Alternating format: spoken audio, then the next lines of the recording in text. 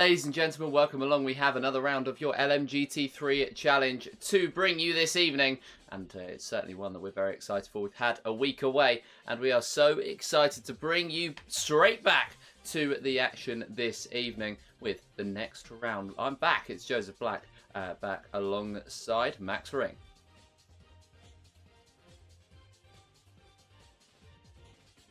Was last week. No Joseph, we had Ben, but he is back. Pleasure to have you back in the commentary box, Joseph. We do have qualifying just getting underway now. We are, of course, here in the Ardennes Forest for a trip to the historic Spa-Francorchamps circuit. So this should be a very interesting one here, Joseph. With quali now underway, drivers are just now starting their laps. Yes, and that means it's a good time to jump straight in to what they are beginning to do. And, well, we have, we are watching on with one of the drivers right now. I can't, unfortunately, get any of the towers, anything like that. Oh, hang on. Just like that, I believe I may well have sorted it and may well have got tower up. Oh, no, I've got the little one in the corner, so we're going to run off that until I can fix it. But just to start off with, we have...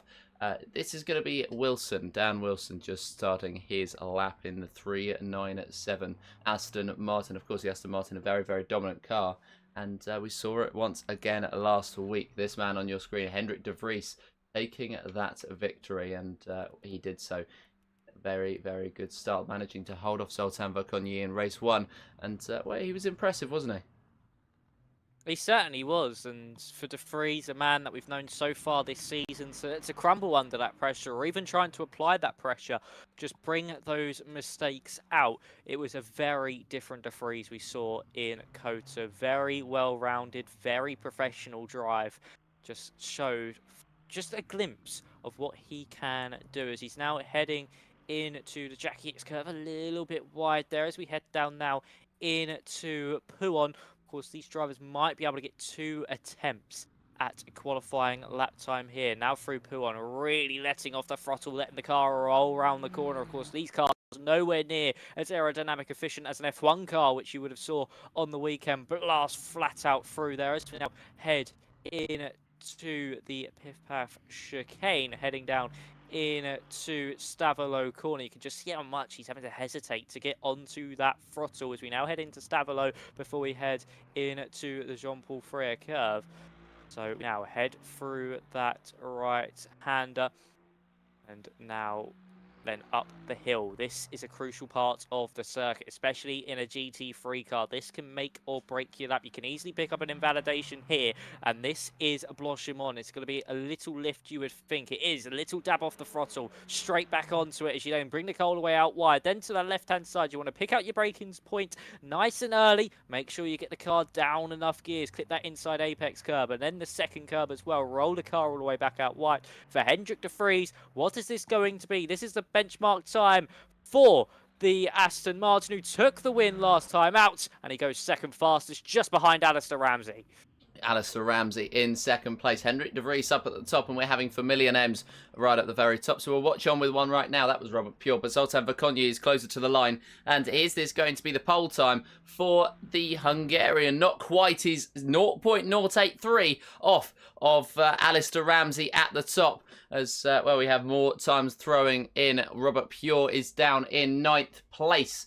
And as qualifying has ended, not many drivers actually being able to set lap times. Paul Garnham has gone through the first 2 sectors and it is into the 3rd in the number 96. Getting the early turn in into the bus stop chicane, which might not be the ideal line, but he comes out of the corner regardless, and it's going to come up to the line regardless with a lap time of 2 minute 27.9 or 393 going up to 8th place. Gary Barham, decent in the second sector of 65.9 and in the first sector of 39.6, which should be enough to see him right in the mid-pack. And the BMW. A BMW is an underutilised car, I feel, in these championships. He is going to be the next one to set a lap time, as we've got Massimiliano Ferrari, Matt Fordham and Barham all still out on the circuit, and they're the only ones still able to set lap times if my estimations are correct. Up to the line then for Gary Barham, and it's going to be up to 5th place. What a final sector that was to take him to a 2-minute 26.478. And up to the line, the final driver, Matt Fordham, who throws himself into 10th place. But Alistair Ramsey on pole. Yeah, Alistair Ramsey, a beautiful lap time there from the Aston Martin man. The first time we've seen him on pole this season. We know how that man can do when it comes to defending. That BMW seeming quite quick as well, of course. We've got Davide, a new driver in the championship this evening. He has gone to 5th fastest, so a brilliant lap time from him as well. No, sorry, 6th fastest, just behind Gary Barnum, who of course here, Joseph, has swapped from that Lexus to a BMW, a late switch in the season. But if these debut signs are looking up, it seems that Barnum has made the right decision. And at the moment, yeah, exactly, it is. As well, it's not a bad lap time at all, 5th place, but... Oh, De Vries to the top. De Vries has gone for another lap. It's worked out for him. He has taken that pole time at the very last second. Alistair Ramsey had another go as well. Didn't quite notice that, but that is right to the very top. Hendrik De Vries. 2 improved sectors as well for Davide Vitale, who is going to go up to 4th place. But at the very last second, Hendrik De Vries ends up snatching pole. What a shock turn of events. So it seems that Hendrik De Vries and Davide both made it to the line just with enough time left on the clock to go again. And Hendrik De Vries, the man who won out in Kota last week in race 1, has certainly stomped himself to the top of the time. So your order is going to be as follows for this race. It is Hendrik De Vries from Alistair Ramsey, Zoltan Verconyi in 3rd, your championship leader. Then it's Davide in 4th, Jordan 40 5th, Gary Barnum in 6th, Julie 7th, Biddle 8th, Barnum 9th, Fordham 10th, Borgenson, Pure, Stegnick, Wilson, Ferrari in 15th, Christo 16th, Birch in 17th. Then you've got Cooley, Starkey in 20th, and then you've got Michael Donnelly, Eero Vizuri, and Jorge Prieto rounding out your field. Quickly about driver ballast as well. Quickly to mention that before this race. So Zoltan Verconyi's on 40 kilos. He's not the heaviest though. That's De Vries on 42 after such a good performance last time out. Then we have Jordan 40 on 29, Biddle on 16. And then we have Brian Jalise on 8. So they are your drivers carrying a ballast. And around a circuit like this, Joseph, that could pay dividends because, of course, this circuit, very long, especially at middle sector, very technical. And you're going to need that power down the straights as well. Yeah, you very much are, as we are just counting down to the race now, throwing you back to it and right into the action with these drivers.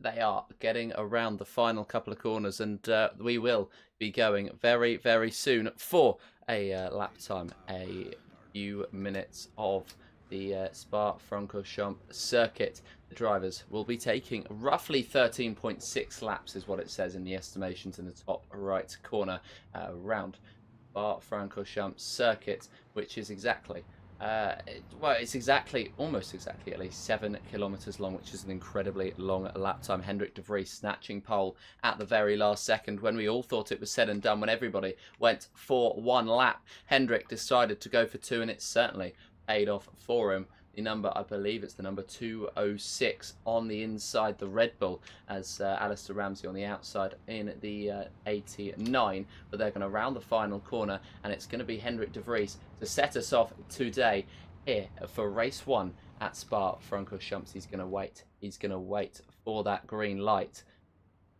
It's going to come much further down the straight than you would be expecting, but it's going to be right about now where we get going, and Hendrik De Vries takes that lead early on. It's a good start from him. Alistair Ramsey looks around the outside into the first corner as we've got a huge thing coming down the inside line. It's not going to work out. There's going to be a spinner in the background. I believe that's Paul Garnham that has been tagged and has gone round as the top 5 break away. All the other pack are bunched up. Yeah, brilliant start there from De Vries. Poor there. I think it was actually for Matt Fordham who got spun around there, but De Vries holding on strong so far in this opening lap as we head up Eau Rouge and Radion. Here's Alistair Ramsey as well, under all sorts of pressure from Zoltan Varkonyi. And actually, something's happened to the freeze. He's got to slow down at the top of the hill, and it's dropped him so far back. Here comes, that's Davide to the inside now of Zoltan Varkonyi. Can he make the move to move up into second? No, just has to sit behind for now. But disaster of Hendrik de Vries on the opening lap after we said he seemed like a different driver last time out in Kota. We've not even made it a lap, and he's already made a mistake under the pressure.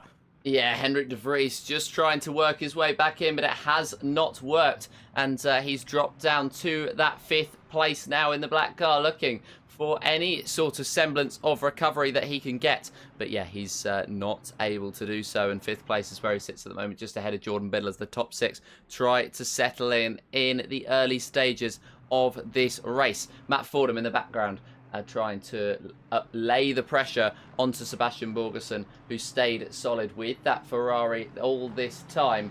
And despite it not being a very, very good car in terms of the estimations against the Lexus and the Aston Martins, as that's a late lunge to the inside that may well work off for one of the cars in the background. It's going to be Daniel Cristo, who makes the send, and it hasn't paid off. Cristo went down the inside of Birch. They both went off the circuit, and they have now dropped to the back of the field. Yeah, unfortunate there for both Stegning and Cristo. Some unfortunate contact there. Luckily, of course, we still have all 30 minutes still to play for. I say that, we're down to 27 minutes already. But it's Alistair Ramsey leading the charge out front. Of course, he's got no ballast. He's got nothing to worry about. And there's side-by-side action there. I think that was between De Vries and Gary Barnum as we now head up into the bus stop chicane. Look at that. It's actually Biddle going for the move now on Hendrik de Vries. Just not able to get it done thus far. It's all about this exit now as we head up into the source. De Vries seems to be struggling at the moment. He's got higher ballast, and that's also Garden round in the background. He's had some contact with the Lexus behind. I think that is Robert Pure, who may have tagged the back of him as well. But for Garden, it's been a disastrous opening lap. And look at that. Biddle nearly into the back of de Vries, into the source. I think we saw someone into the pit lane, and Biddle now going slowly out of the source. Has he got to slow down as well? It's all kicking off here on these opening few stalls. Yeah, it's Matt Fordham and Massimiliano Ferrari who are the two drivers that have come into the pit lane. Paul Garnham and Dan Birch are going to be side by side up to Eau Rouge. Are they going to stick it? No, Paul Garnham backs out of it. He doesn't want to go side by side on lap 2, and I don't blame him as he tries to get the run up the hill. But he has a slide, maybe contact with the back of Dan Birch, but that is another driver round and off the circuit. Paul Garnham has gone round at the top of Eau Rouge, and he is the latest driver to suffer a bit of damage as we have side by side action. Further up the field, Brian Jalise and Jordan Forty were side by side. Brian Jalise unable to come out on top in the wheel-to-wheel action, and he drops down huge dust plumes of smoke coming from the cars in front. So I think somebody else has gone off the circuit, but not badly. And so it's absolute carnage in the middle order. Zoltan Varkonyi is closing in on Alistair Ramsey, looking to that outside line. Is he going to pull through? No, because Ramsey has that ideal inside line, and he makes his way into that position. But a purple first sector for Zoltan Varkonyi keeps giving him the run, and he keeps just those two tyres on the circuit as he looks to the inside of Paul Frere. Can he pull his way through? He's on the grass. Has it worked? He will have less grip, but somehow Zoltan Varkonyi has pulled off the move of the season.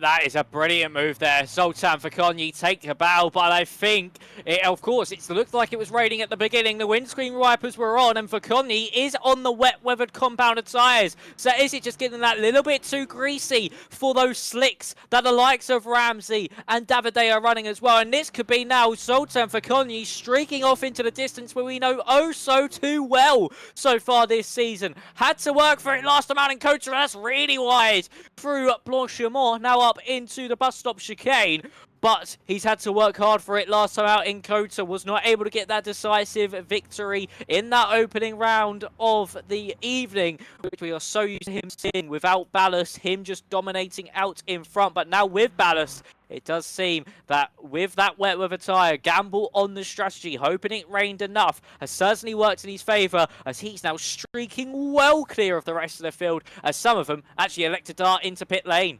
Yeah, rapid up at the top, and we do have, I believe, yeah, that's Dan Wilson. No, it's Henrik de Vries even into the pit lane as the action continues in the middle order. Gary Barham, who's been all up in everybody's business today, is being overtaken by Jordan 4040 in the car now that is ahead and has made it through as they head up Eau Rouge. And, well, Jordan 40 actually is the one that's dropped back, so that's my mistake there. But Gary Barham has made it through, and it's still side by side. A little bit further down, Jalise and Borgerson in this same pack are going hammer and tongs, wheel to wheel, as they head towards the chicane. A late lunge maybe in the foreground for Jordan 40, but no, a late lunge in the background for Jalise. Maybe, as that's off the circuit for the car in front, and it's the opportunity for Jalise to make his way through, and he gets that momentum out of the corner and pulls alongside Robert Pure. Borgerson looks to make it 3 wide, but there is absolutely no room for him at the moment, and it's a late lunge for the Aston Martin. It's a late lunge for the Ferrari too,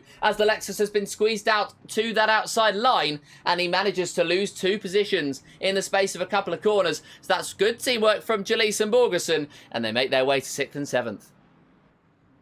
They certainly do. You can really see those wet weather tyres coming into play against the drivers on those slicked medium compounds. Of course, the likes of Davide, Gary Barnum, Robert Pure, all being caught out here and there. It's Barnum being passed by not 1 but 2 into pool, and that's Borgenson and Jalise with 2 incredible moves there to the inside line with utmost confidence and utmost faith with the BMW to comply, and he certainly did. And we've seen Borgenson in positions like this before, and same with Jalise, especially in Foodie.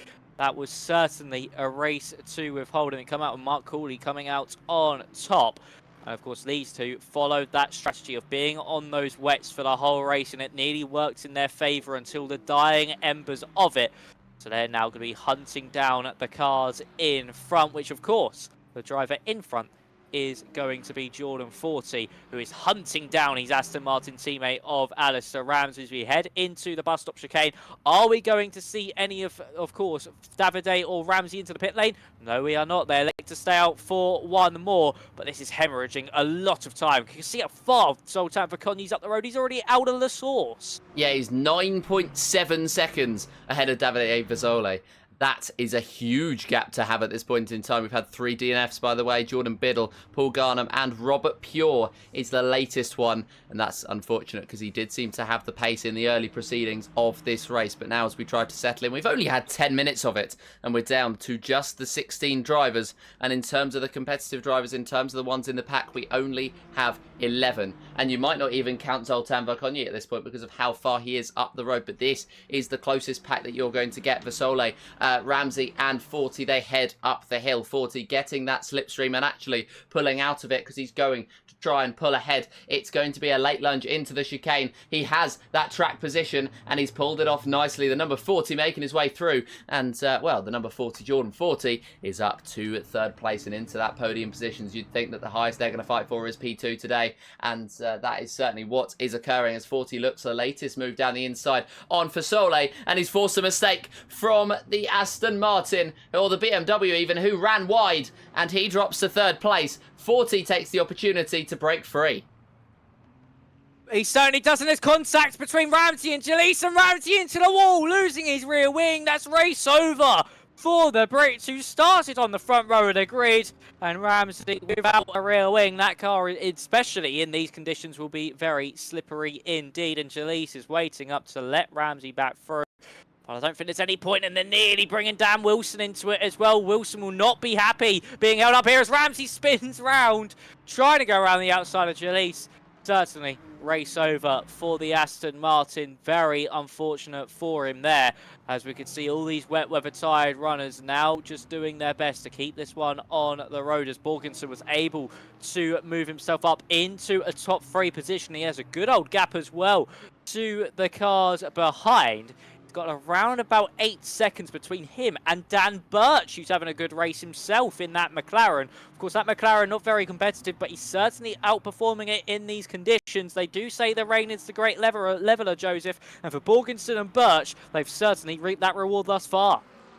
Certainly so far, and well, yeah, it is huge for these drivers at the moment as they try to settle their way into this race. Birch, Steggink and Cooley have a great opportunity here to take a very, very good finish, as they are usually drivers who deserve the opportunities. They just don't quite get it done on the day, and this is their chance with just over 10 minutes gone, just under 20 minutes left, and well, we have 19 minutes left in race number 1 here at Spa-Francorchamps. Dan Birch leading with this little pack, but he's 4.9 off of Davide Fasole.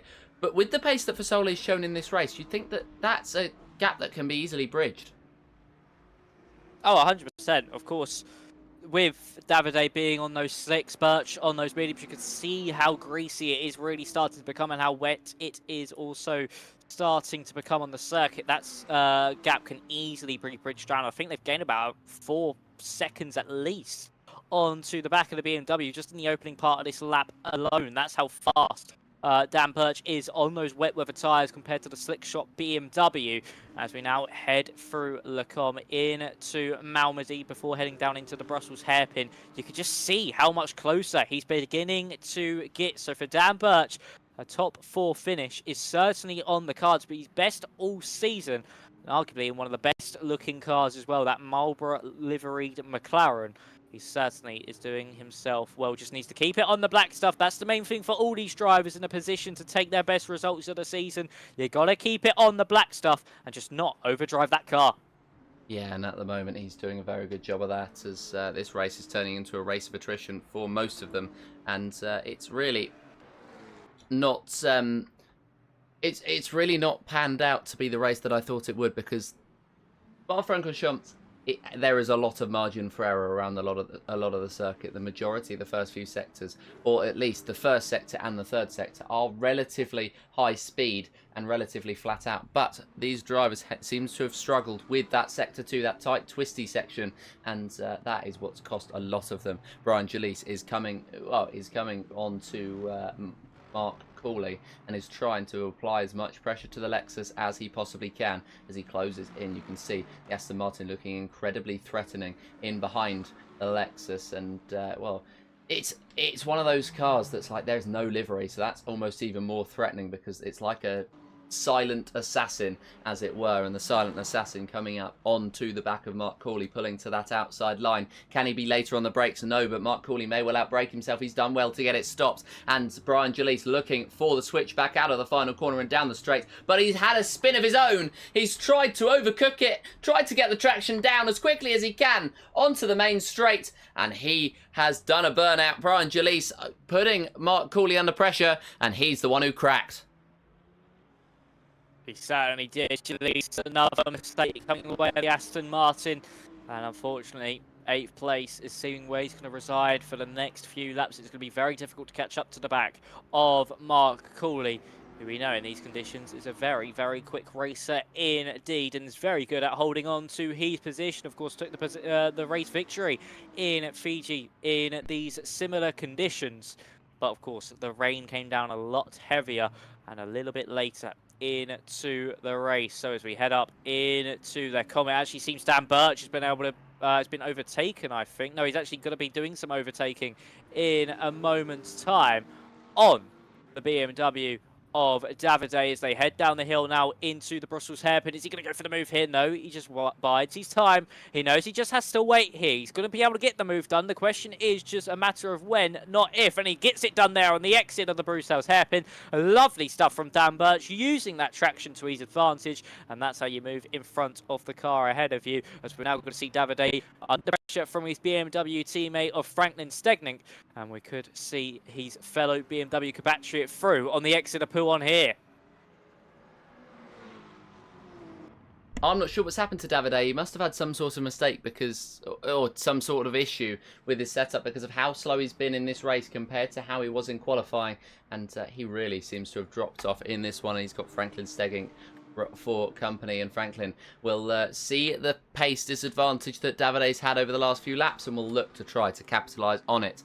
That he now heads through as well, you can see the difference. Davide Fasole's best lap is 2:31.8, which is 1.2 seconds quicker than Franklin Stegging, but you can see the pace advantage right now that Franklin has, and he's on that outside line and pulls through and ahead of Fasole. But yeah, Fasole, who was 1.3 seconds slower in that last sector on that last lap, that is a huge deficit for somebody so quick to be having, and it's unfortunate, and I hope whatever the problem is, he's going to be able to get it sorted before race 2, almost going into the back of Franklin Stegging there as they headed into the final couple of corners. But yeah, Fasole comes out onto the main straight in 6th place, and this is all about damage limitation. It certainly is, and it's just the fact he's on those slicks. They've just not got the grip compared to those wets, and he's just bleeding time throughout the lap. But there's just no point coming in, and Stegnick makes the spin. Stegnick spins in front of Davide, and the story of the season continues for Franklin Stegnick. As soon as he gets in a good position, the rear of the car let go of him, and he spins round once more this season. Disaster for the BMW, and that's brought Davide back up into that 5th place. So he'll be very grateful for that, but he does have the hard-charging Mark Cooley behind him as well. But for Franklin Stegnick, more disaster for the BMW. The luck just never goes his way in this championship at the moment, Joseph. Whenever he gets into a decent position, something happens, and it's sometimes not his fault, sometimes is. And unfortunately here in Spa, that certainly was his fault on the traction. Yeah, you make your own good luck, but you also make your own bad luck, and that is what Franklin Stegging, I think, has succumbed to there, which is unfortunate for him, but at the moment he's still in a decent position, 8th place at the moment on the circuit, and he's 11.3 ahead of Dan Wilson, so I don't think there's any opportunity that he's going to be dropping back unless he has any sort of damage, which might be the issue with David Fasole. Still trying to investigate that one, as where he posts up a decent Sector 1 time. It's Sector 2 where he loses all that time, and as I said, 1.3 seconds slower than Franklin Stegging on that previous lap. That is something to be worked on. He was, though, fastest, or he had his personal best in Sector 3, so maybe his lap times are not that bad in comparison, or never mind, that wasn't it wasn't his personal best, but it was getting up there with where his personal best lap time could have been. But yeah, for David Fasole, I'm not sure what's happening with him, and Mark Cooley is closing right and down now. The Lexus racing and looking to take advantage of Fasole ever further, and he may well in these final 12 minutes fall into the hands of Brian Jalise or Franklin Stegging, someone like that. But Mark Cooley is the next one up to try and play the predator versus the prey, with Fasole being the prey, of course. And you can see he's actually pretty quick down the straights. It's just in the corners that he's suffering. Yeah, it's those slicks of just not generating enough grip through those corners compared to the wets, and Mark Cooley going very deep on the brake into the bus stop chicane. And for Davide, that middle sector is why he's losing so much time. It's so technical, it's so twisting, he just can't get the power down. I fully respect him for being able to keep the car on the road for this long and keep showing this great pace, even in these tricky, greasy conditions. He still is holding on quite well and showing some expert pace. It is probably going to be the highest finisher on those medium compound of tyres. And I think he's really hoping for this track to dry out. He's hoping for it to stop raining, which it has. And he's hoping for it now to just keep drying up as more cars go around this circuit and the dry line begins to appear. Of course, that first sector, not many corners, mainly is just about that power out of the source and up for Rouge and Radion. He's doing it quite well thus far. But it's this middle sector, as you can see, super tight, super technical, and those mediums do not like it one bit with these quick changes of direction and how quickly he has to get back on the power. I think by the end of this lap, we're going to see Mark Cooley all over the back of Davide. And are we going to see a move from the Lexus, or is the track starting to finally come back into the BMW's favour? Yeah, it's been a little bit more neutralised pace-wise for Davide Fasole over the last couple of laps, and he's reaping the rewards of it, closing in slowly but surely on Dan Birch. So whatever it is that he was struggling with, it has come back. I will say at the start of this race, there was every single car, not that we could see it visually, but every single car had their window wipers on. So maybe there was it was a little bit slippery out on the circuit. Maybe there was some rain, and maybe he was just going offline.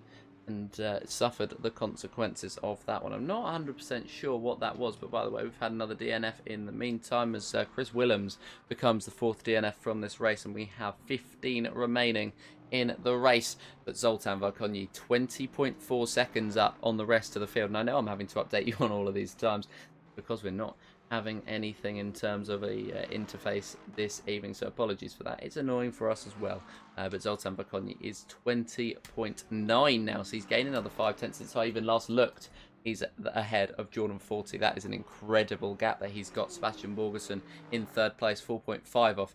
Dan Birch another 9.1 off, so it's been muted here in race 1 at Spa-Francorchamps after a crazy start. Yeah, been a very crazy start indeed, and crucially, this track is getting drier. So for Davide, he could start a fight back potentially against Dan Birch and try and hunt down Sebastian Borgensen within those last 10 minutes. The rain did certainly fall at the start, brought the track wetness up to around about 20%.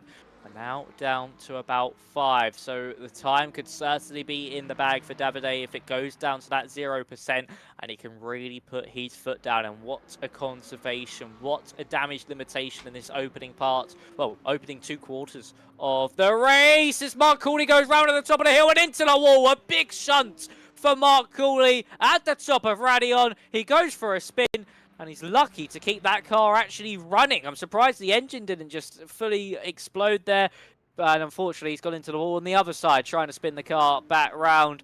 For Mark Cooley, a good race has now gone a-begging. He's only fallen down to 8th place. But still, a potential top 5 has now gone out the window. And he's now got to bring this car back home. I'll be surprised if he doesn't have any suspension damage to deal with, because that was a very big shunt indeed. And for the BMW of Davide, his times are getting quicker and quicker. So he certainly is the man to watch. And Dan Birch might be looking in his mirrors within the next few laps. Yes, he might, and Davide Fasole is very much coming back in this one, as is Gary Barham, who is down at the bottom of the field, but is closing in on Daniel Christo. 1.5 seconds the gap between the two as Dan Wilson dives into the box once again. He's had a disappointing race, and he may well actually come out in and around the vicinity of Alistair Ramsey, who in himself has had a disappointing race, and he'll be hoping to come back to the next one whilst having a very good... Well, he had very good pace. He just wasn't able to convert it. As you can see, that difference in the lap times between Davide Fasole's last lap and his best lap, as well as off the circuit he goes momentarily, which is going to lose him a little bit of time. But yeah, he is improving on his lap times now. So that pace disadvantage that he had early on has been nullified. Whatever the issue was has been sorted, or at least somewhat. And Fasole has managed to make his way back out onto the circuit and is pushing for that 4th place on Dan Birch. Don't think he's going to get any further up, but he's done a good job to keep himself in this race regardless. And I would be interested to hear what the issue is anyway as he comes up to the line. Is it going to be a personal best, or is it just going to be better than the last? He's going to come up to the line, and it's going to be a lap time that is better than his best. It's a 2:30.7, which is a huge lap time that he's thrown in. For reference, Dan Birch's last time was a 2:32.7, so there is exactly 0.2 of a second, or give or take some change, 0.2 of a second between Davide Fasole and Dan Birch in terms of the difference on lap times, and it's going to come down even further as Fasole gets in the slipstream. Yeah, he's now in that slipstream up at the top of the hill. Those medium tyres have certainly come alive as this track has dried out, and you can see it now with the BMW all over the back of the McLaren. And this is for 4th place. To the inside goes Davide. Can he get it done on the brakes? It's going to be a late braking move, and he's been able to get that done nicely in front now of Dan Birch. This track getting dry. You can visually see it as well. Really dry now compared to how greasy it was only about 10 minutes ago.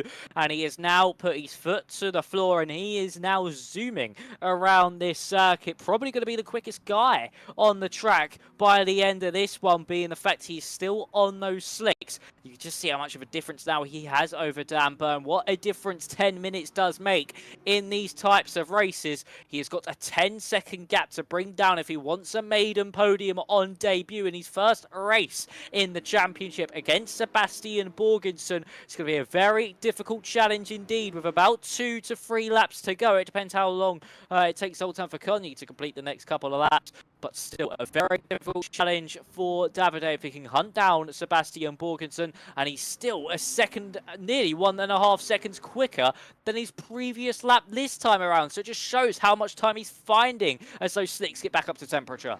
Yeah, Davide Fasole is, well, currently he's running around the circuit at a lap time around a 1:29, which is, oh, sorry, a 2:29, which is a very, very strong lap time. Sebastian Borgerson is currently running around the circuit, as we'll be able to get his actual lap time up in a minute, at around a 2:32.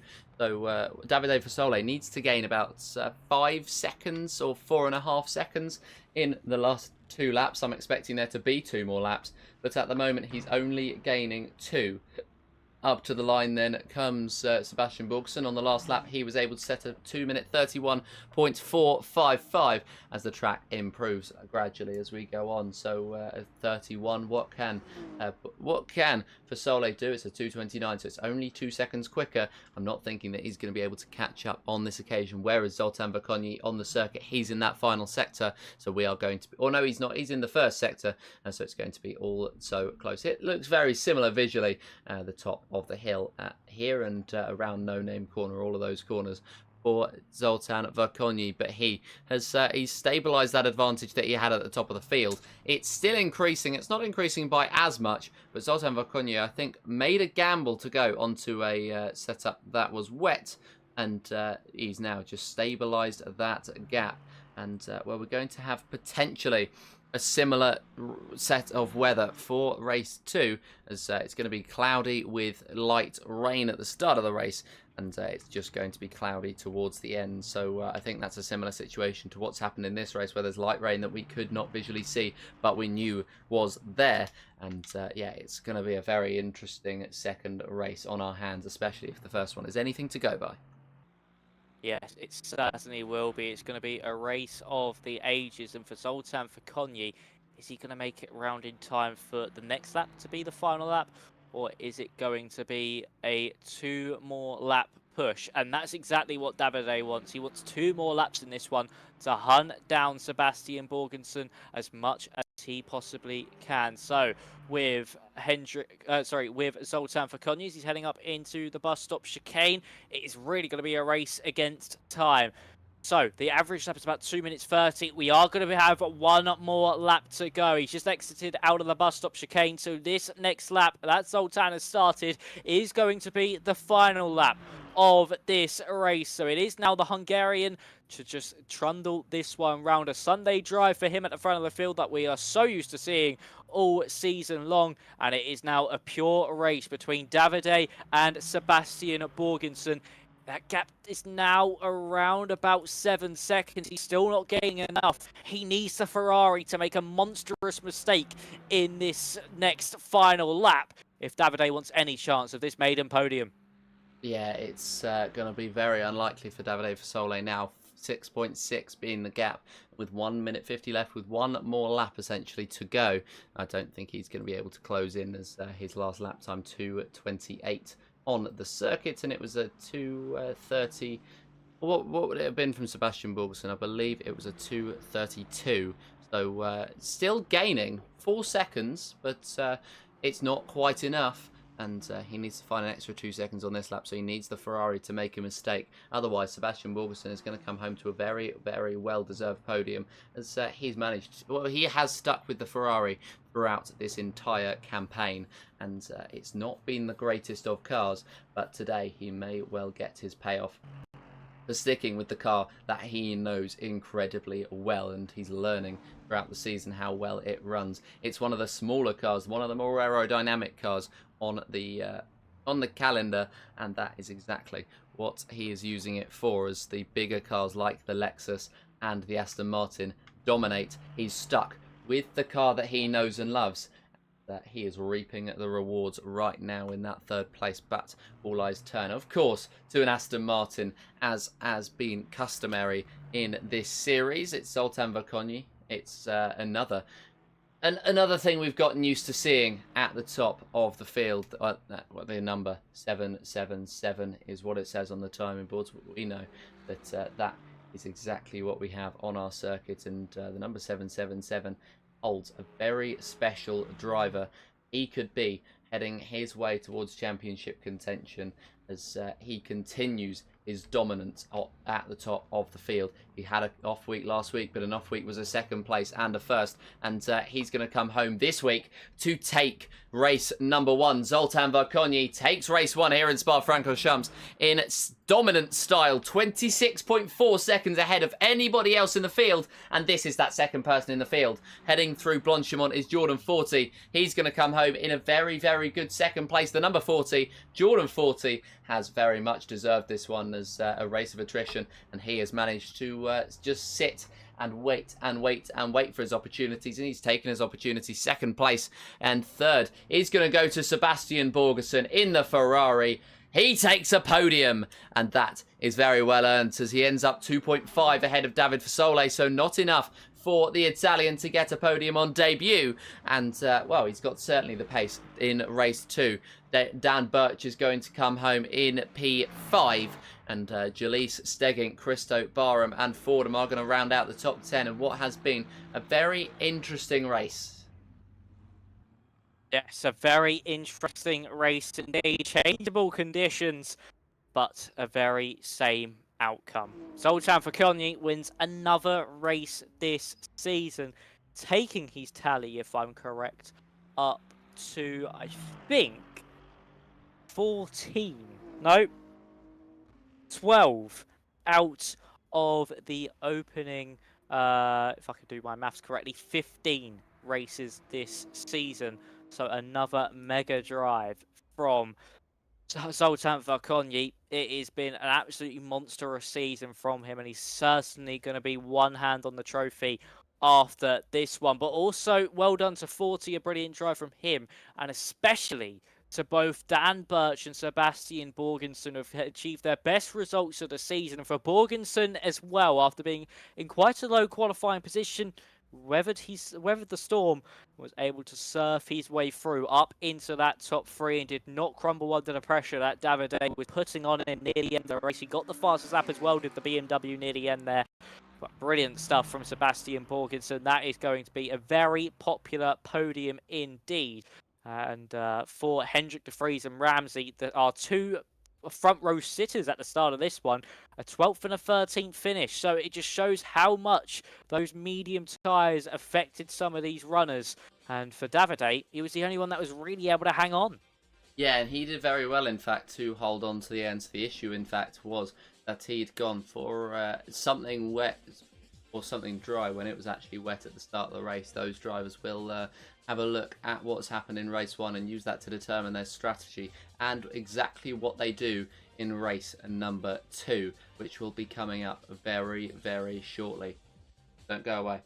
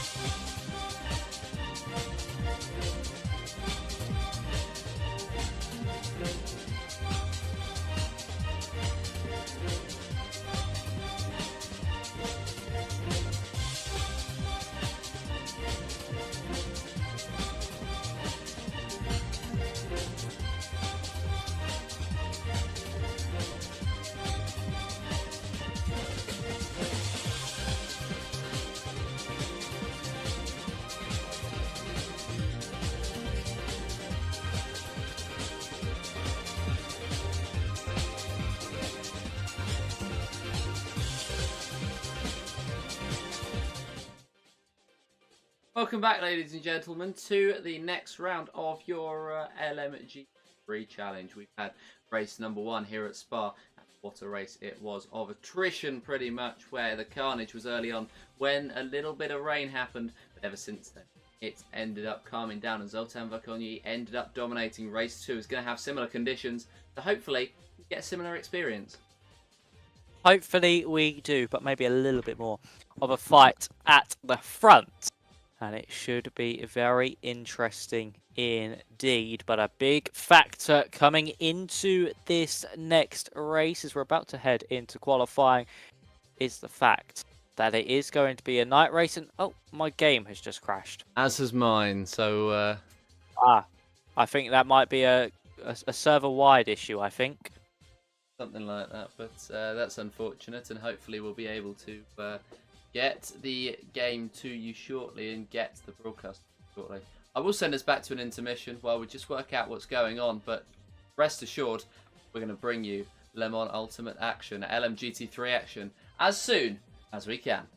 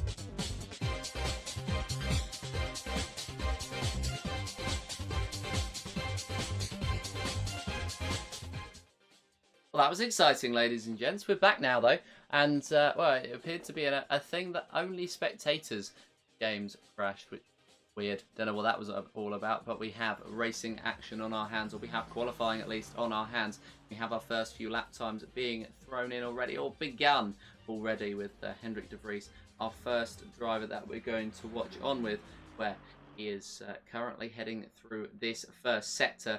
We'll end up seeing where he gets in the end of all of this, with a lot of the drivers all out on the circuit. In fact, all of them apart from Chris Willems out on the circuit. And yeah, Hendrik de Vries going in with a 38.519 in the first sector, already beaten by Alistair Ramsey and Davide Fazole, and actually matched by Paul Garnham. Could we see him going for a 2-lap run like he did the first time? We certainly could. Of course, you need to get those tyres into a good operating window, and doing a two-run sort of format in this hyperpole. This, of course, this 5-minute private hyperpole could certainly be the favoured option for some of these drivers. It's all just a matter of fact of getting to that line in time. So as we're now heading down into P1, with the Dutchman, of course, he got pole position in the dying embers of qualifying in that last qualifying session. As Matt Fordham's returned to pit lane, his session is over and done with. So we head down now into the next chicane, down to second gear, then roll the car through, and LMGT3 with a spin. He is spun on his lap, a little bit ambitious on the brakes, you would think. They're causing the car to rotate, and that's going to be this lap over, and he's surely going to have to go for another run. The question is, with that spin, does he have enough time to get to the line? So I think our best bet now is to head over to the Hungarian, the man who won race 1, Zoltan Varkonyi, the championship leader. Let's see what he can do now as he's heading up through Blanchimont and into the bus stop chicane. Yes, Zoltan Varkonyi heading through, and not that we can see him, but he is heading through the final few corners on this racetrack. You can see on the minimap where he is. You can see by his braking points where he is taking a lot of curbing, and out of the final corner he comes, opening up those lights so we can finally see the car. Is he going to be the car to take pole position? It's certainly going to be a quality lap time. It's going to be a 2:21.4. 2:22.2 is the next closest time from Davide Vasole at this point in time. And Jordan Biddle, a 2:22.666. So if that spells anything out, then so be it. Alistair Ramsey, 2:21.4 though, is that lap time. That is the pole position at the moment. All Hendrik de Vries could conjure up was a 2:25. Jordan 40, 2:25 as well. But I believe we may well be getting a couple more lap times in. But I think that might be it for the most of them. Robert Pure, the next up to the line. And it's going to be a 2-minute 22.160. He's on the front row. Nicely done there from Robert Pure, and I think Zoltan Varkonyi actually invalidated his lap time. That's why it did not appear on the board, but we do have drivers into pit lane. Pure, Barnum, Jalise, Eero Fazuri into pit lane. Same with Wilson. So the two main drivers to now be looking out for, should I say three drivers, are 40 de Vries and also Zoltan Varkonyi for this bid for pole position to displace Alistair Ramsey, like we saw in those dying embers of the first qualifier with Hendrik de Vries. So for Zoltan Varkonyi, as he now heads down into the chicane, this is where we saw de Vries make that mistake in his last attempt, but nicely done through there from the Hungarian. Needs to make sure he keeps this lap valid, or be starting at the back of the field, and will have to do a monstrous comeback drive, a champion's drive, you could say, if he wants to win the race. He's got a purple first sector, purple middle sector, tracking to be best of all around this 7-kilometer circuit, as he now heads up into Blanchimont and the bus stop chicane. The Hungarian looking to snatch pole position, his first one in a long old while. His first one since Imola, I think, was his last pole position, and he's looking to fight back. Of course, we've not got Tom Osborne for the next 5 weeks, so we need other people to take the mantle of pole positions. So for Zoltan Varkonyi, can he displace Ramsey? Can he beat that lap time from the Aston Martin? Up to the line now, it's a 2:19.2. What a lap time! Zoltan Varkonyi, take a bow. Hendrik de Vries to the line. He only goes third fastest. It's looking like Zoltan Varkonyi, yet championship leader, is ready to take that pole position with Jordan 40 now to the line. He won't find the time to beat Varkonyi. It's a monstrous lap time from your championship leader. A 2:19, the best we've seen all evening. Take a bow, Zoltan Varkonyi. Zoltan Varkonyi, that is an absolutely huge lap time thrown in at the death there, and that is absolutely unbelievable, and that takes him to the top of the sheets for this race ahead of us, and that takes him with a lot of momentum as well, because he will know exactly what he's capable of, and what he's capable of is going quicker than anybody else on the circuit. But now we have just a couple of minutes until race day. We didn't do this with Lobby 1, but who's your pre-race favourite? I mean, after that qualifier performance and how race 1 went, I think it's going to be Zoltan here, Joseph. He really is a man on a mission. When he's got a car that's not too heavy, he can be in that 40 to 50 kilo ballast range and still have the pace that you see from him when he's got no ballast. But once you tip over that into the 55, into the 60 kilos, that's when that pace and form does slowly dip. But yeah, I think Zoltan Verkonni, especially with a lap like that, if he can keep doing that in the race, of course, it's going to be a little bit wet at the beginning. But that pace, especially in race 1 as well, it is monstrously quick. I think he's got another one in the bag. Yeah, I think with the pace that he had in race 1 especially, I think you're absolutely right there, Zoltan Verkonni is going to be the boring but probably correct choice. I'm going to go for something different just because I want to play devil's advocate and just because I want to give a different answer to what you've... But I'm going to go for Davide Vasole. He was so quick in that race. He was just unable to get it over the line because of, well, how he set up for this early race. And he's learnt from it now. And he's going to try and get used to the conditions now. And I think he's going to fight right back in this race with a vengeance. We are about to get going for our rolling start here in the LMGT3 Challenge. Race number 2 is about to get underway.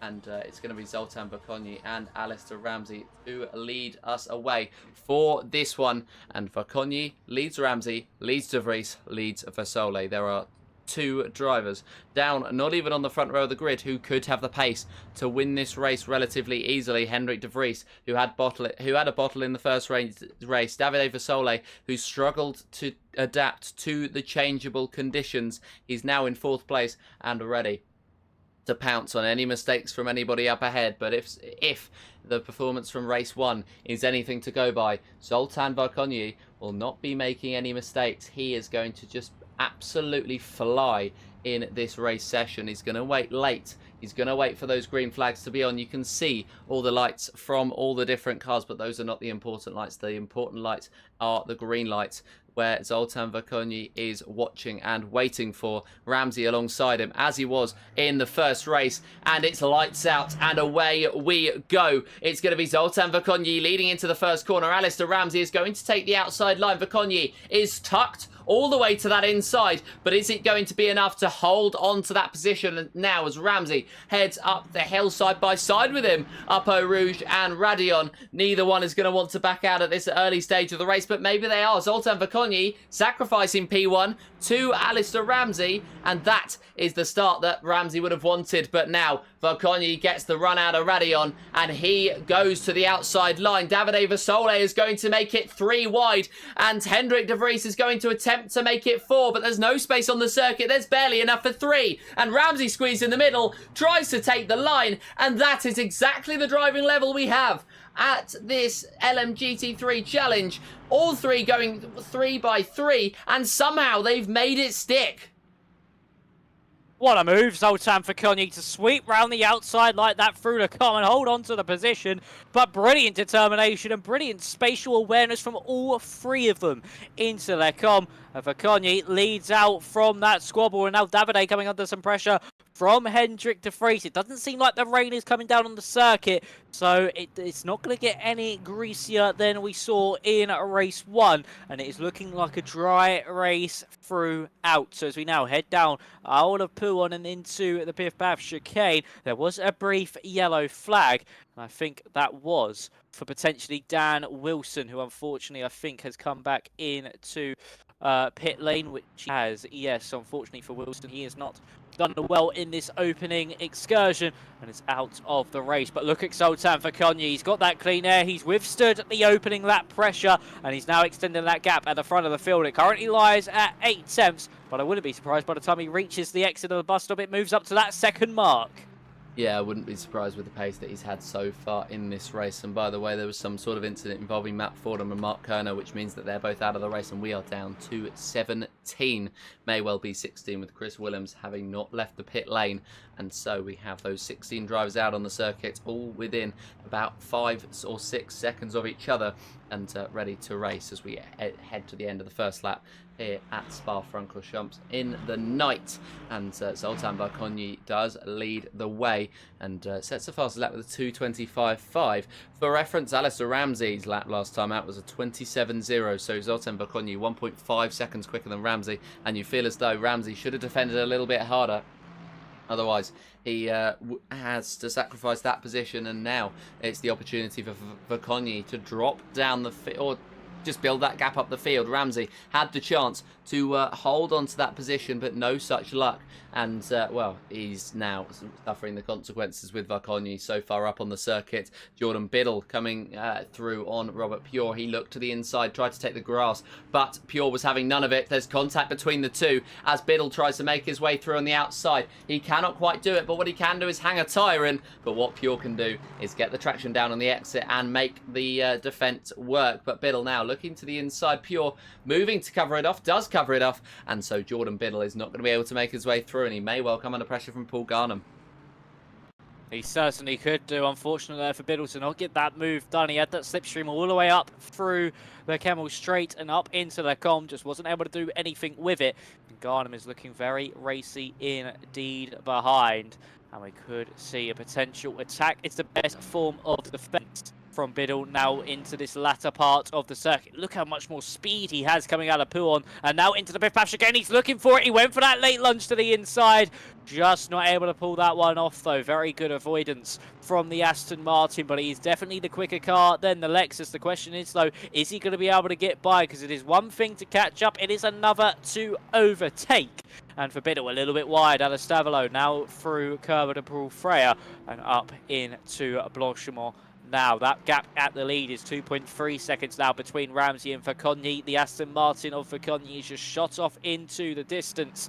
And he will probably not be seen again by any of these drivers over the course of the next half an hour. So the battle for second place will rage on. Now this battle for fifth as well, as Biddle will be lining up a move, you would think, either into the source or on the exit of the corner. Yeah, he closed right into that final corner, which demonstrates to me the intention of making his way through as Paul Garnham and Gary Barham are side by side into the first corner. They are wheel to wheel, and it looks like it might be Gary Barham who does go for the late lunge into La Source, but no, he actually goes for the late back out of the move, hoping to force a mistake on Paul Garnham.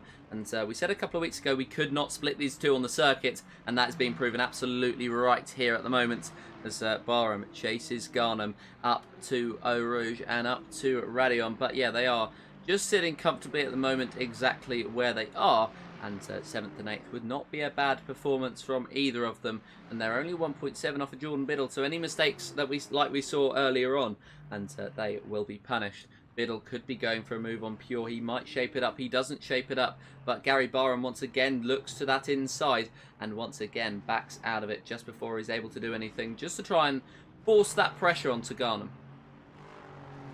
Yeah, he's just going to try and force that pressure on to the Lexus in front, a bit like what Biddle is doing to Robert Pure. So the two Lexus drivers are certainly coming under a whole attack of pressure from behind. A lot of harassment from both Biddle and Gary Barnum to the back of their respective cars. And Barnum has done really well, I think, here, Joseph. He's really took to that BMW nicely. It's certainly gelled with him a lot better than that Lexus did. He's had quite two, well, very good showings so far in that opening race, and now also here in the second race, now battling for a 7th place, which could potentially end up being a little bit higher up the road, depending on what happens between Pure and Biddle. So for Gary Barnum, he's certainly liking life here in Spa in that BMW. And for Robert Pure and for Paul Garnham, seems that Lexus a little bit off the pace here this week. It was in Kota as well, so potentially these recent patches might have just damaged the Lexus's pace and has unfortunately seen them fall backwards throughout the field. Yeah, it's unfortunate for them, but they're going to hope that they can do a little bit better in this late stage of this race, or into the later stages of this race even, as well, the timing graphic does not seem to want to work, so we're going to bring up the other timing graphic on the other side of the screen once again. So apologies once again for the way that this race has gone from a technical perspective. It has been a frustrating one, I am sure, to watch. It's certainly been a frustrating one to be involved in, with the new update from LMU not helping the broadcasting side of things in any way, shape or form. But yeah, now we have the timing board up on the left hand side rather than the right, or up on the right hand side rather than the left even, and yeah, we are going to continue the race and end the race with everything looking pretty much exactly like you see on the screen now, because I don't think any more changes would help or do any good to the broadcast or to LMU, because of course it is a temperamental thing. Gary Barham could be shaping up a move, but so could Jordan Biddle, and he looks to the inside of Robert Pure, but once again doesn't make the move. The outside line beckons, and it is the outside line which he's going to try and take, but Pure covers it off. The inside line then for Biddle, and is it going to be inside line taken? He's going to try, but he's too far back on Pure, so it's not a move that he's able to make for the time being, as Gary Barham is still stuck behind Paul Garnham. So these four drivers so close on the circuit, I think we could be seeing a 4-car battle soon, 5th, 6th, 7th and 8th.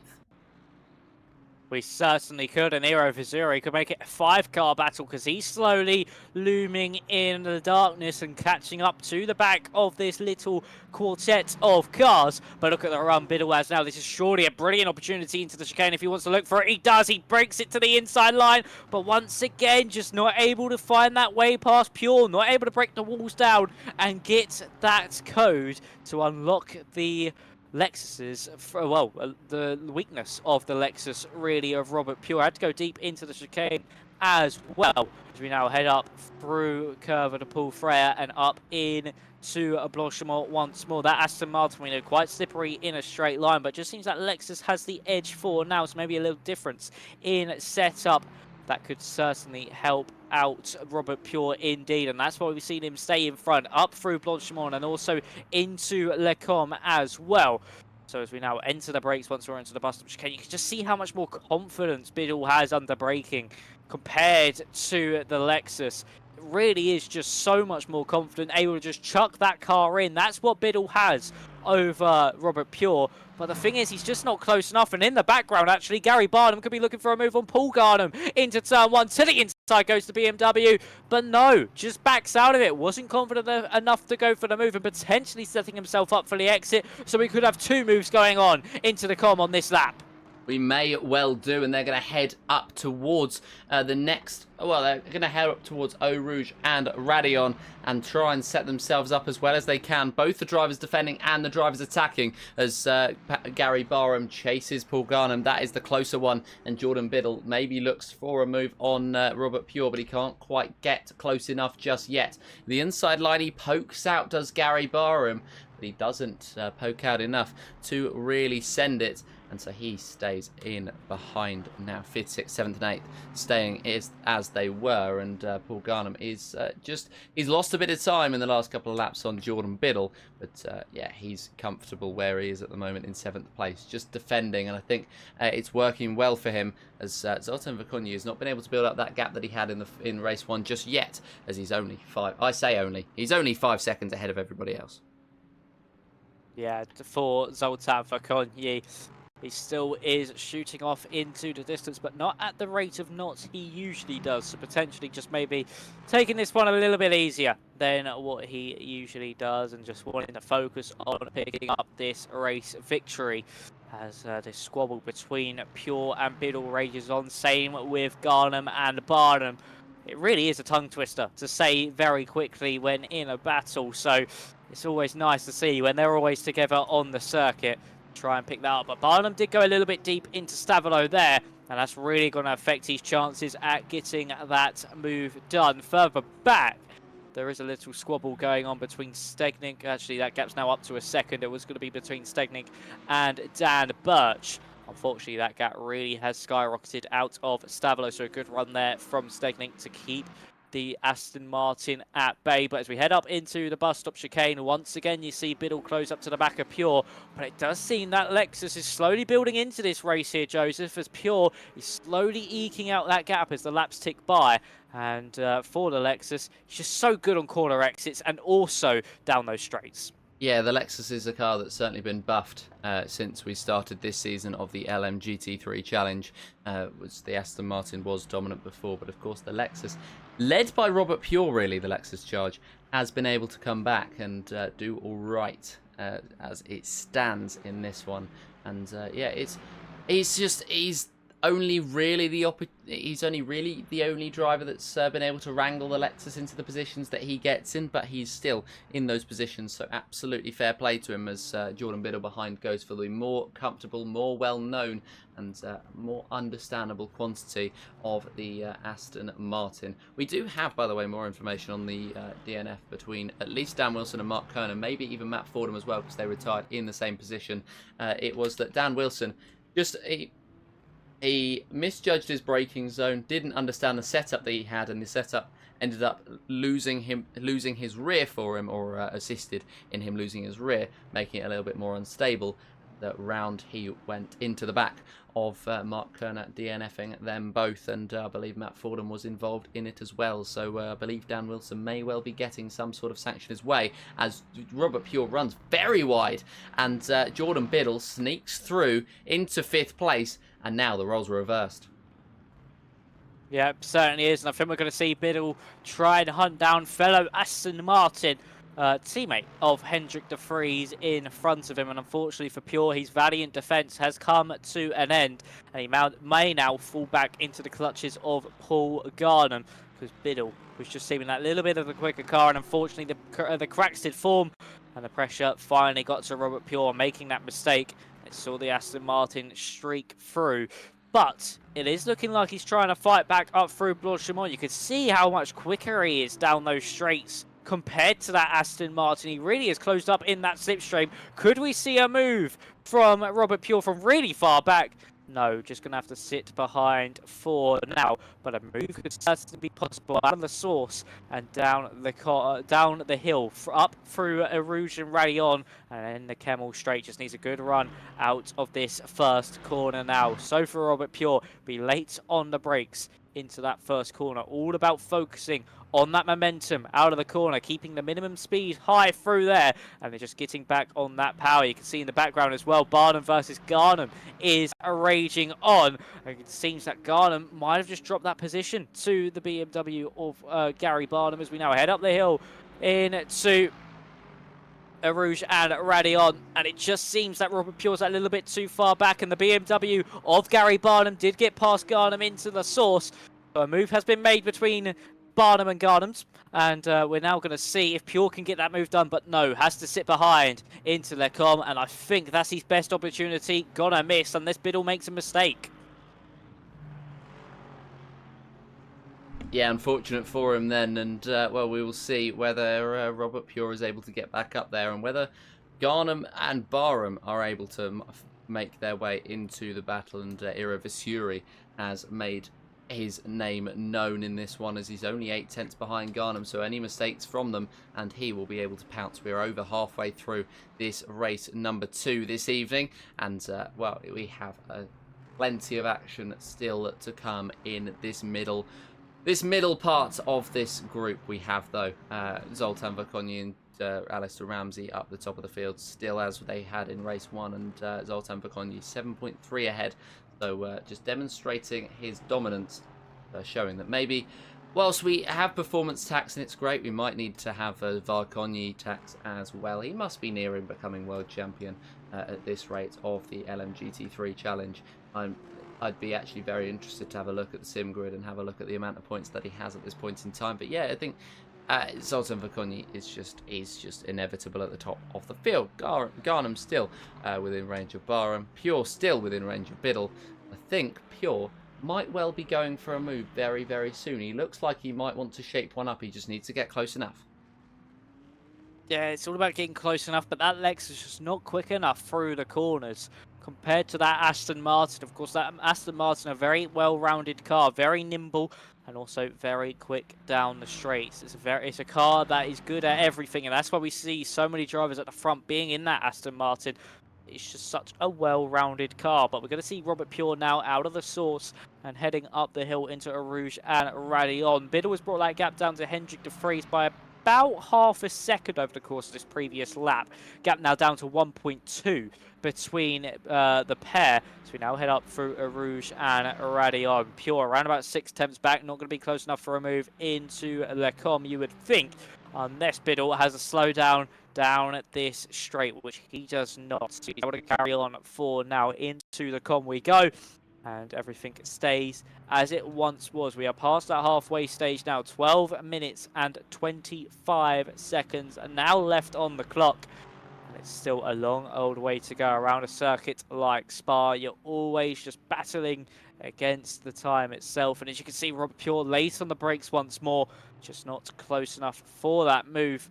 And now as we head through into the Jackie X curve, we actually have a battle here between 40 and Cooley, and I think there's been contact because Cooley's been sent into a spin, and unfortunately for Mark Cooley, down in 13th place, his battle for 12th has come to an end.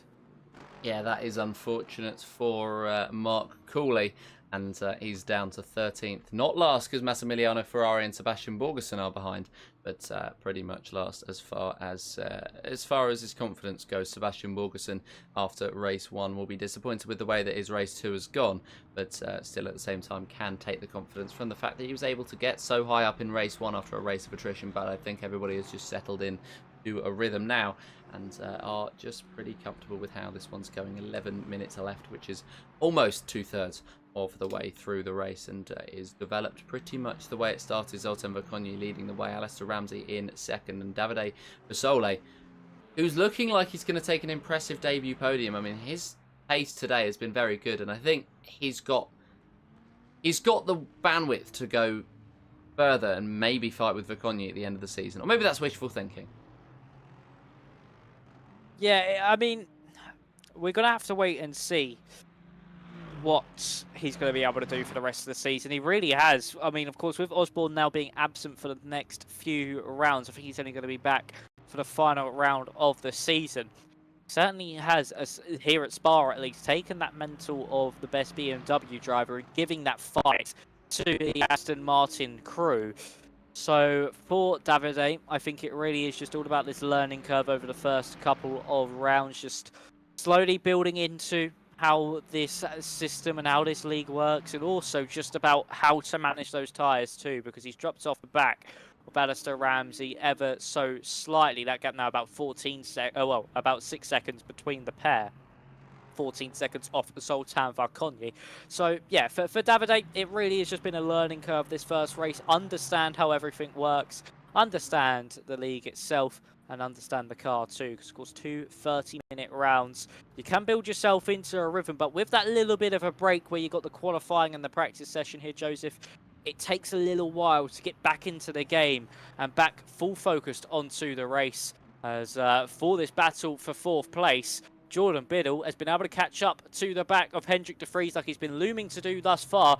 Gain about half a second in this first sector alone. So this middle sector going to be crucial, I think, for these final few minutes and these final few laps. Around 4 laps to go, we're going to see a squabble over this 4th place. Yeah, 4th place for Hendrik de Vries is not a comfortable position to be sitting in right now, with Jordan Biddle and Robert Pure breathing down your neck. And this one could decide the battle between Biddle and Pure as well, because if Biddle makes a hash of trying to make his way through on de Vries, then it's Robert Pure's opportunity to strike. But as it stands, Hendrik de Vries has sort of spotted Jordan Biddle, and he's gone quicker in that in the final couple of corners of the second sector even, and he's going to try and break away again, because I think potentially he was conserving, and now he just needs to strike and blow away. But we've seen him in the past not do very well under pressure, but we've also seen him do incredibly well under pressure.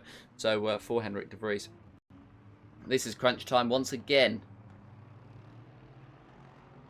It certainly is crunch time here in the Ardennes Forest. Actually, Robert Pure is looking like he's going to make a threat on Jordan Biddle himself, not the other way around, of Biddle making that threat on de Vries.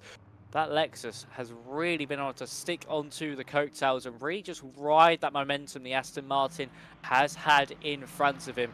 Just maybe learning off the braking point, seeing what Biddle does compared to him, and just following those lines. In the Lexus, there's a yellow flag somewhere on the road. Don't know who that was for. Potentially for Massimiliano Ferrari or Mark Cooley, bringing out that yellow flag as we now head down the Kemmel Straight and into the com. No moves being made here, but what about for that 7th place between Barnum and Gardam? And it seems that the BMW is just able to hold on for now, but Paul Gardam really becoming racy. Those Lexuses, it does seem here, Joseph, that around this circuit, just needed that little while to come alive because they really are racing out and looking to fight back for the positions that were once theirs. Yeah, it's about vengeance now, I think, and well, they are climbing up as Jordan 40 looks on the inside line of Franklin. Stegink not quite getting enough room to make the move stick, as Stegink just comfortably took the racing line and he forced 40 to try something different.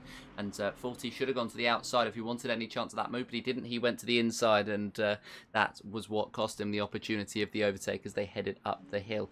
And Robert Pure trying to chase Jordan Biddle, but again, not quite close enough as Hendrik de Vries looks like he's pinned the gas down now and is 1.5 seconds up the road on Biddle, or he's just dropped another tenth as he had a poor exit. But it's still a big enough gap that I think Hendrik de Vries can say he's almost comfortably sealed that position. We've got, well, where's Zoltan Verkonyi on the track then? He's just heading out of the final corner. I think we're going to have 3 more laps in this one.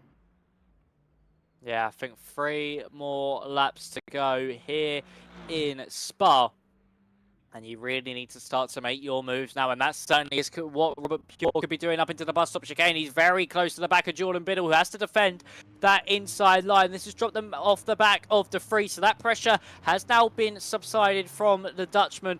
And we're going to see this battle for 5th place now commence, as Robert Pure has really kept those tyres in good condition in that Lexus car. So as we head into the source, it's all about this exit now. We know Robert Pure very quick in those straight lines. If he can get a good run out of here and down the hill, he certainly could be within an opportunity to get that overtake, as Biddle is now 1.7 seconds behind de Vries and won't really be picking up too much of a slipstream down Le Kemmel straight. How good's your run? Robert Pure out of Erouge and Radion. It is a very nice one indeed, and he's gaining at a rate of knots compared to the Aston Martin. Biddle defends that inside line, but we know Pure can sweep right round that outside line as he pulls to that left-hand side. Is he going to be able to get the move done? Pure late on the brakes. Biddle goes deeper though. He's able to just brake later, and Biddle holds on for now, but this battle is certainly shaping up to be a good one, as the Lexus has to just sit behind once more as Biddle lives to see another day in 5th place. Yeah, just about, and it got so close just then with Robert Pure almost going to the back of Jordan Biddle and trying to find an opportunity down the inside. Biddle just sensing that move and going on the defensive. Robert Pure backs out of the move, and well, Jordan Biddle just managing to hold on to it once again. This is a close battle here, and it's allowed the opportunity for Hendrik de Vries to open up the gap out the front, and it's also opened up the opportunity for Gary Barham to try to close in. He's 2 seconds back at the moment, and I think it may well get a little bit spicy towards the end as Robert Pure and Jordan Biddle continue to go hammer and tongs, wheel to wheel, right to the flag. Robert Pure is desperate for this 5th place, desperate for the position that I feel he deserves in this race, but Jordan Biddle equally deserves something like that, and well, we shall see what happens over the next lap and a bit as Zoltan Verkonyi is he going to come around to the final corner now? Yes, he is, and he's going to start off the penultimate lap of this race. Yeah, Verkonyi starting 2 more to go in. Here comes Pure on Biddle. Look how close that Lexus is. We have through Blanchimont. It's a big moment, and he's off the road, but luckily able to keep it out of the kitty litter and is able to keep focused and keep on going. He just got a little bit offline there, potentially hit a bump as Biddle actually goes deep into the bus stop chicane.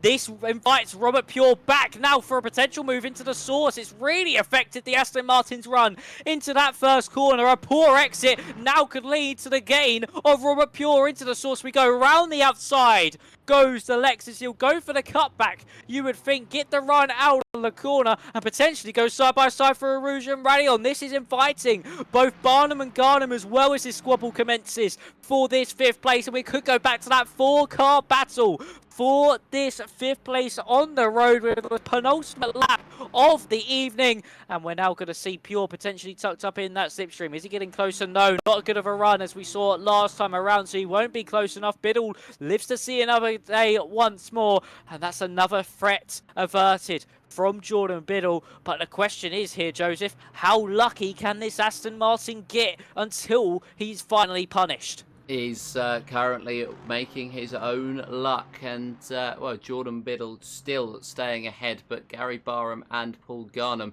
are right in behind as they head around the second sector at the moment.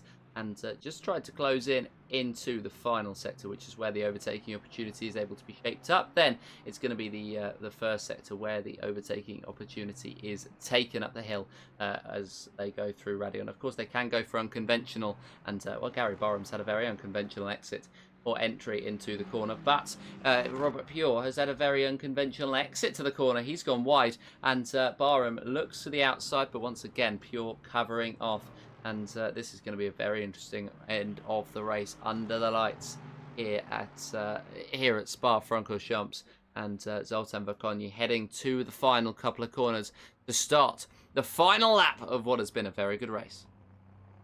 It certainly has been, and this battle for 5th place has really raged on all race long.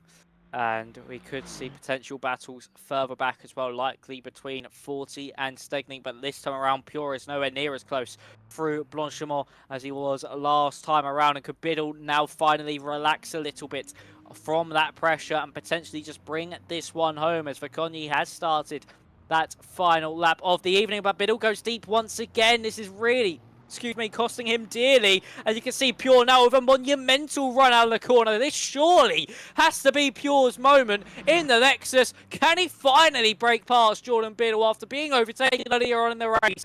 Aston Martin defending that inside line, goes narrow, but there's Pure with such a better exit on that outside line as we head down the hill into Rouge and Radion. Who is going to be braver? Are either driver going to back out? This is the final lap of the evening. You've got to give it your everything if you want to hold on to your position. Biddle able to defend as Pure goes off the road. Biddle able to hold on, and this is inviting both Barnum and Garnham. The BMW makes it 3 wide on the final lap, threads the eye of the needle and moves up into 5th place. A brilliant move from Barnum, and here comes Paul Garnham as well. Biddle on that inside line fights back, there's contact, and Garnham sleeps through. Biddle with more contact with the Lexus, and the Lexus hits the front of this pack. What a move from Paul Garnham. What a way to move yourself up into 5th place. Didn't get past 1, not 2, but 3 cars in one corner. That's taken opportunistic to a whole new level. What a move.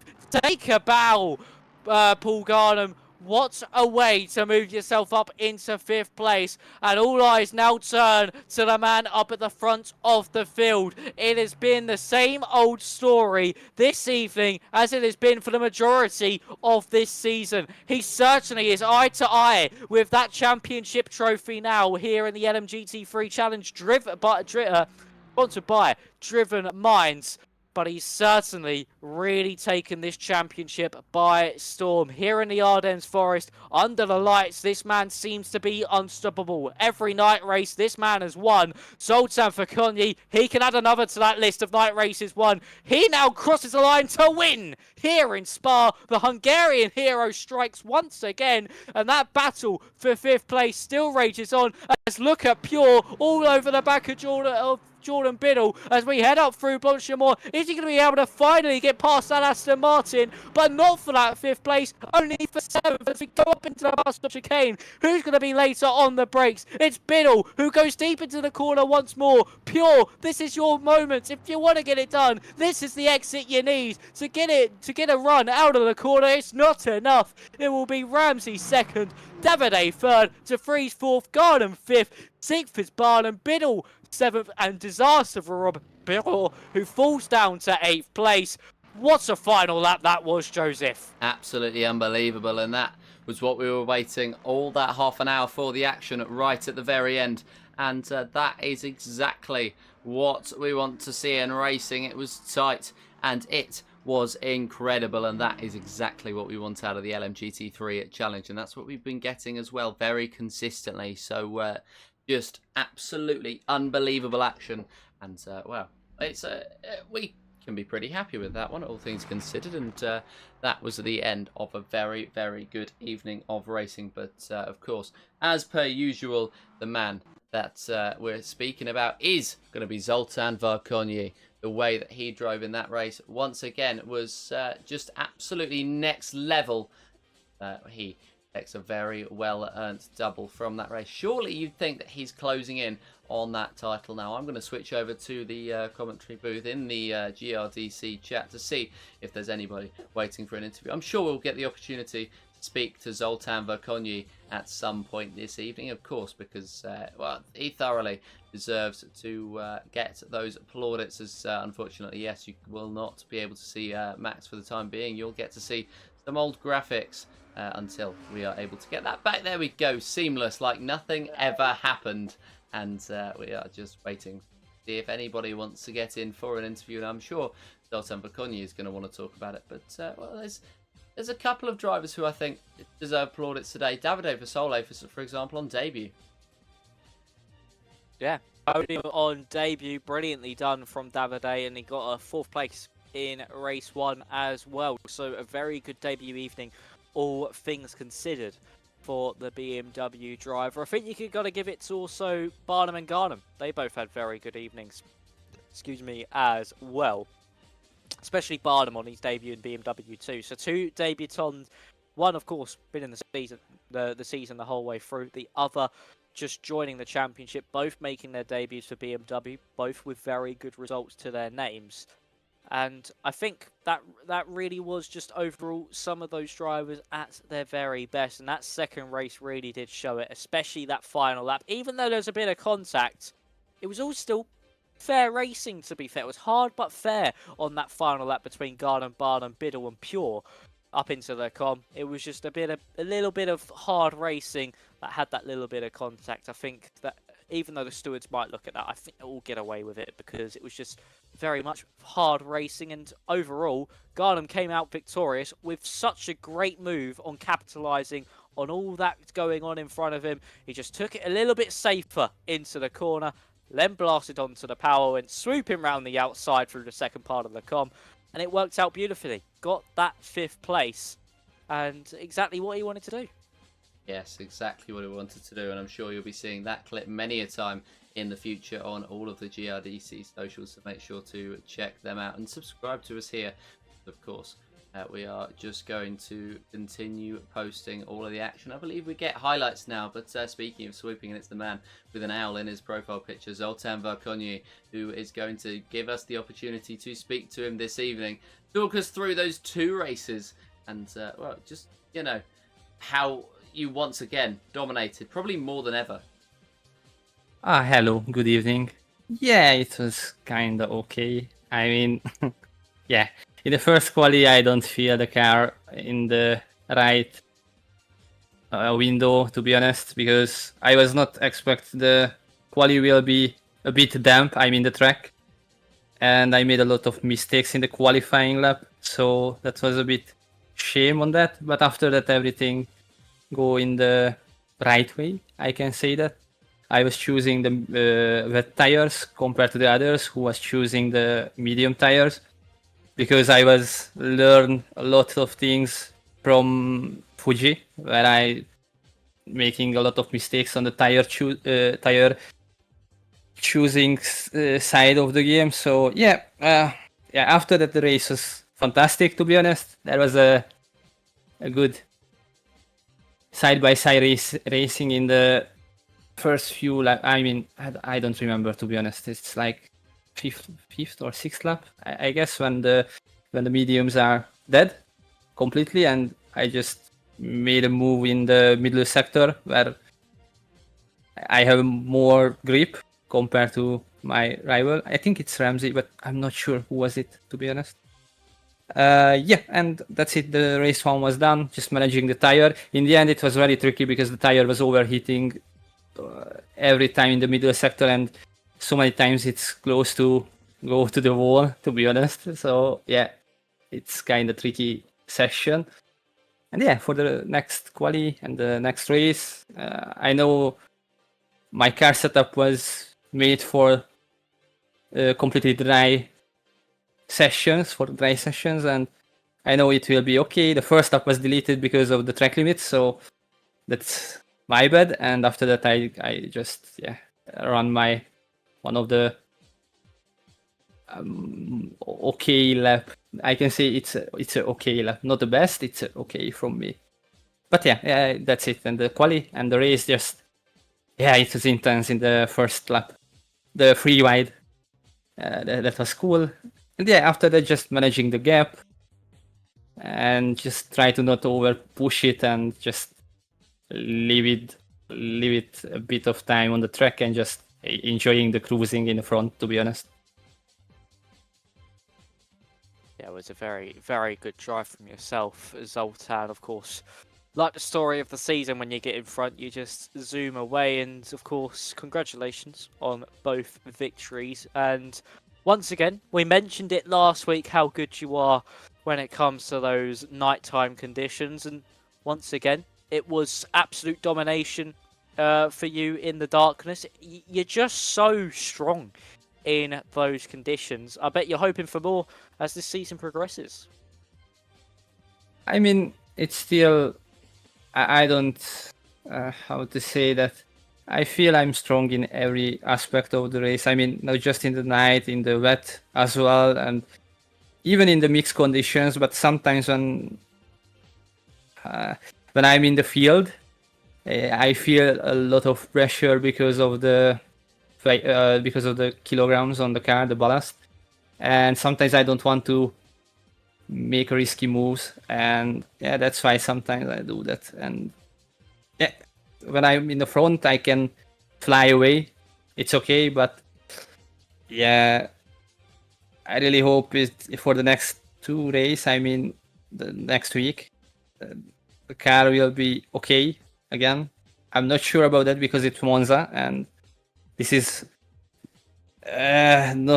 not my favorite track, and also the ballast will have a big impact, I guess, in the top speed as well, because in there it's like 2 or 3 km/h slower in the straight compared to the default, I mean, without the ballast car. So I'm already choose a lower wing than what is safe, so I'm already on the limit, and still I feel it can't be enough sometimes. So yeah, Monza will be tricky, and let's see what the Monza holds for me. But honestly, I just need to focus on finishing the race, and that's it.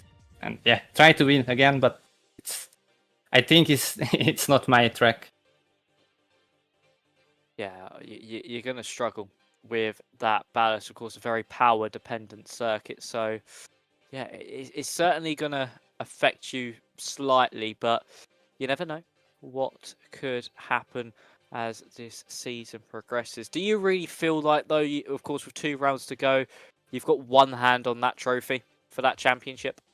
Not really. I'm not thinking about that. I'm just thinking about the races and just, make some good moves if I can, enjoy it, and yeah, just finish my job in Monday nights, and that's it.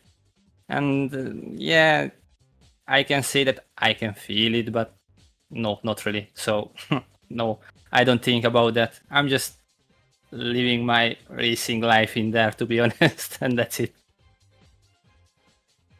Yeah, that's absolutely fair enough. I'll give you that. And of course, any approach that you take, as it seems so far in this championship, is the right way to go. We're going to leave it there. So thank you very much for joining us this evening, and we shall see you next time out. Thank you, guys, and have a good night. Thank you very much for joining us this evening once again. And yeah, it's a very good championship contender, a very pleasant championship contender. Sometimes they can get a little bit dramatic with all they do. But yeah, I mean, that's it from me. Have you got any final thoughts, Max, before we round off?